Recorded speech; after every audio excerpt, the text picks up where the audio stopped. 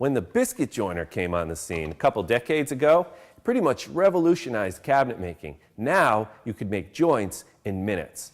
All you do is butt your pieces together just the way you want them in the final project, make a simple little tick mark across them, and that guides the biscuit joiner. Now, you cut a slot in one,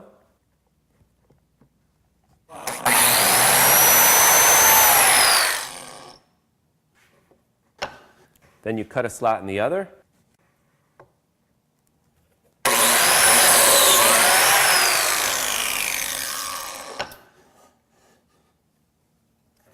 and the slots line up perfectly for these little biscuit thingies that you can buy anywhere. Then you put some glue in the slots, spread it around,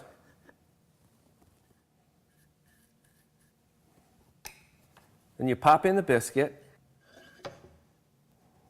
and that even swells up a little bit, helping to lock the whole joint in place. It's really amazing, but there are some handy tips that'll help take your biscuit joiner to a whole other level.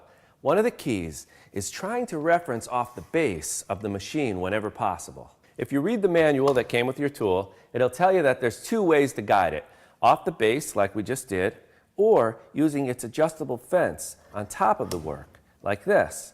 But you can see that adjustable fence is a little bit of a shakier operation. Also, some fences are fussy to use, and others are straight up inaccurate. So here's how to go beyond the manual with any biscuit joiner and get great biscuit joints of all kinds. Now we're going to use biscuits to make cabinetry, which is where they really shine. Whether you're making simple cabinets for your shop or big built-ins for your house, biscuits offer a simple, sturdy joinery system. We're going to make two small cabinets. The first one just has simple butt joints. In this case, you want to put your tick marks on the inside of the pieces. And I spaced them out for the number 20 biscuit. That's the biggest biscuit. And that's another tip. You want to use the biggest biscuit that you can fit into the joint. Biscuiting the top and the bottom of the cabinet is easy. You just lay the pieces down flat the usual way.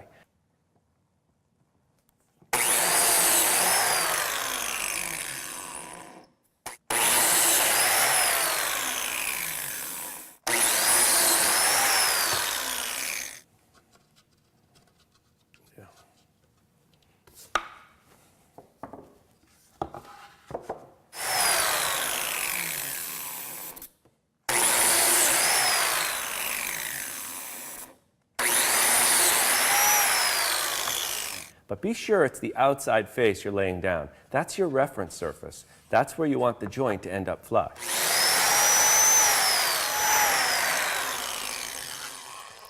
But the sides, those are a little bit trickier. You'll find you're going to have to stand those up to cut their slots. And the whole affair is just a little bit wobbly and a little bit awkward. There's a better way to do it. You make a little L fence like this, and I'll show you how to use it. I'm extending my tick marks. That's so I can see them underneath the tool. And I'm going to clamp down these workpieces so they overhang the bench.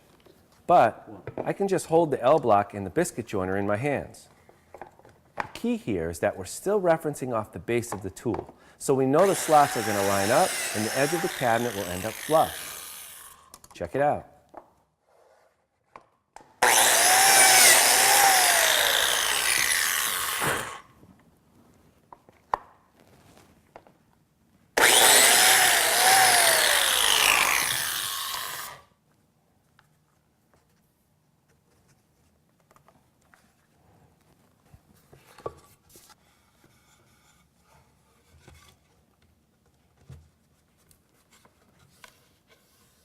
Check it out. Now, what if you want to put a fixed shelf inside your cabinet to strengthen it? Well, there's a trick for that too. The tricky part when you're putting in a shelf is getting the biscuits to line up from this side all the way through to the other side. All you have to do is make a simple spacer, line it up with the end of the piece, and then you just register the biscuit joiner off that. Alignment guaranteed. It kind of works like the L fence, letting you register off the base of the tool. Just be sure to clamp the spacer piece to the same end of each side. Now the shelf will line up perfectly. Trouble is, the rest of the assembly could get a little bit tricky. There's a lot of moving parts. Imagine if this were an 8-foot tall bookcase that's going into your house. Imagine getting clamps, glue, everything into place, all while you're trying to get everything to line up and match. But we've got a trick for that too. We're going to use screws with the biscuits and assemble these joints one piece at a time.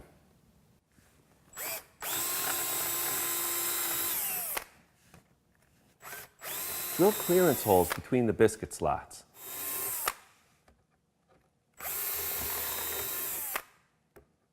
You want to work on the inside so you can see the slots. Then, flip the pieces over and countersink the outside of the holes. Now here's what's cool. You can just assemble the case one joint at a time.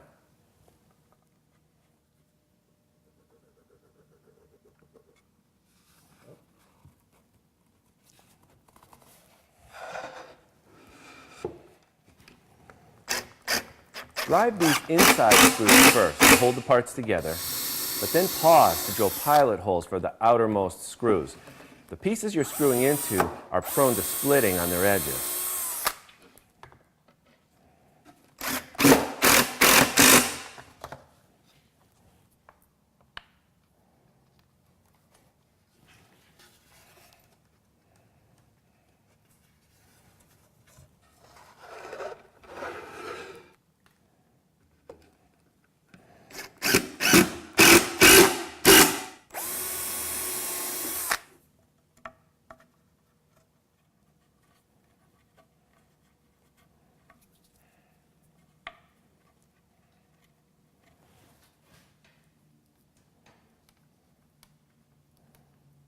Thank you.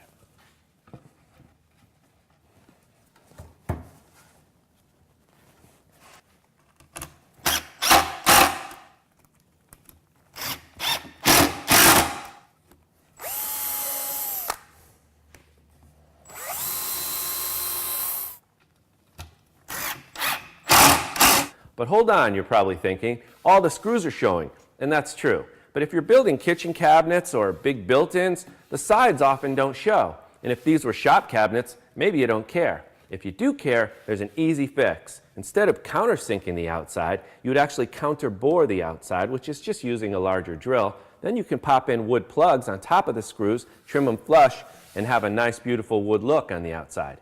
Next, we'll make a face frame for this little cabinet. You already know how to do this.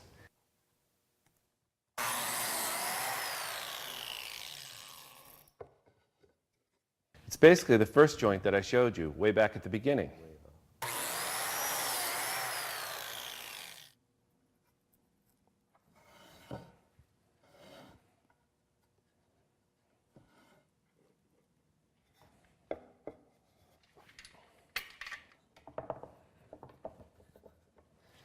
We can use biscuits to attach this face frame also. You'll notice I left a little bit of an overlap here around all sides. That's so after I attach it, I can just route it flush. But how do we deal with that offset when we're biscuiting?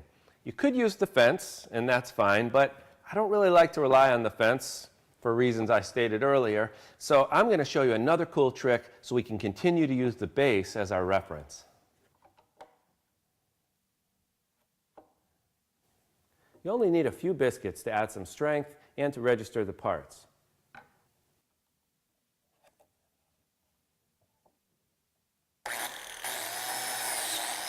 I'll biscuit the face frame the normal way, using the L fence from before.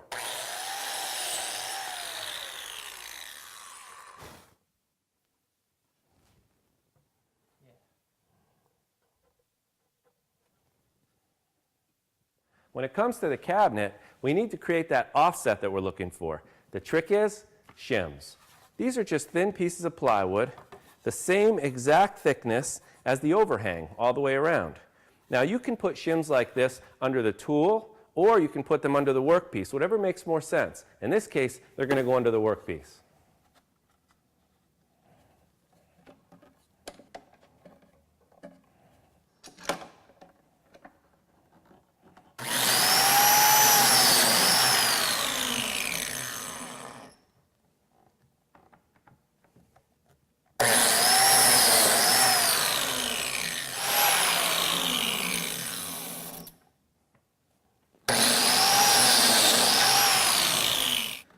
Okay, let's pop in some biscuits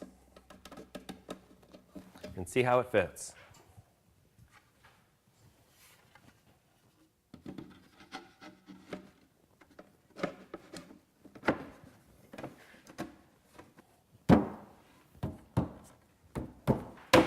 Perfect. Now I'll just add some glue, clamp it up, good strong cabinet.